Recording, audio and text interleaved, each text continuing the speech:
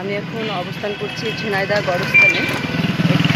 যে আমাদের ঝিনাইদহ প্রধান যে গোরস্থান, সেই গোরস্থানের এখানে অবস্থান করছি। হয়তো আমি মারা গেলেও এই পানির নিচেই আমাকে থাকতে হবে। গোরস্থানের পানি হয়ে প্রতিটা কবর ডুবে গেছে, অর্ধেক করে প্রায়।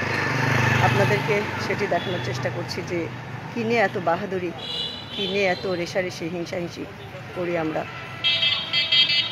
যত ক্ষমতাশালী হোক না কেন, এখানে সকলেরই আসতে হবে। এবং এই যে কবরে আমি আসলে মেয়ে মানুষ ভিতরে যেতে পারছি না। দেখতে পাচ্ছেন যে পানির কি অবস্থা গোরস্থানের ভিতরে। বৃষ্টির পানিতে গোরস্থানের ভিতরে কবরগুলো ডুবে গেছে।